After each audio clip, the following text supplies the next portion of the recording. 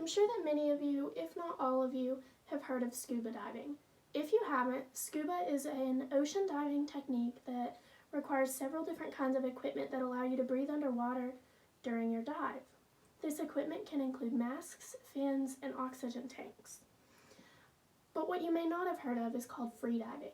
The point of freediving is to leave all of this equipment behind and essentially go on a dive solely as the person that you are without any assists. A big part of freediving is holding your breath. For many, breath holding can mean short periods of time.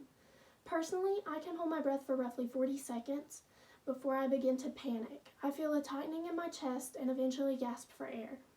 This is nothing in comparison to the world record of 22 minutes and 22 seconds. Oftentimes, a person's ability to hold their breath underwater can be limited by their mindset. This is due to anxiety.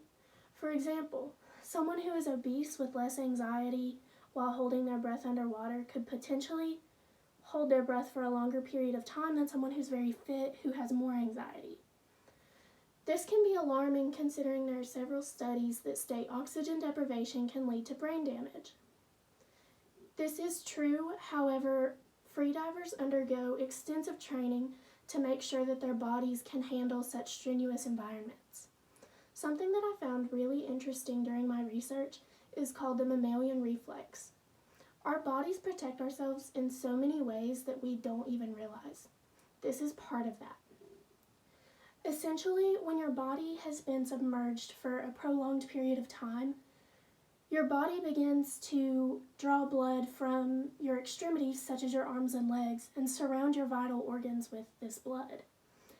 These organs include your brain, heart, and lungs.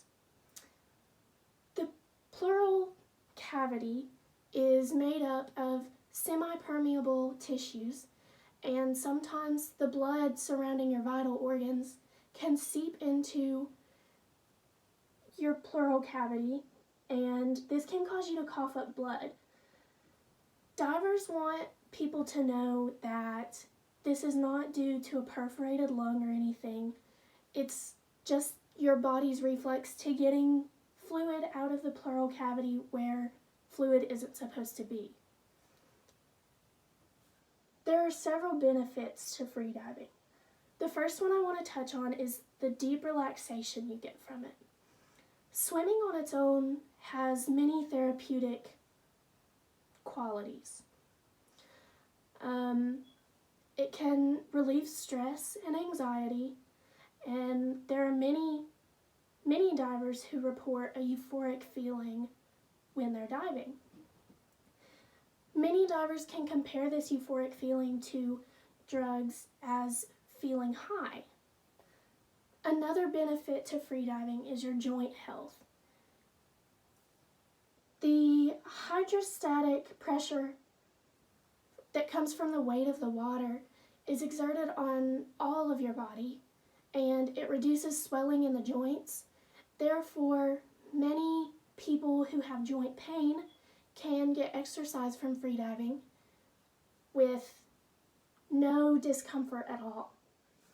In conclusion, I have learned so much from my research that I didn't know before. Freediving is something that I've always considered trying, and my research has strongly affected that want, and I really am more inclined to trying it now because I've learned so much.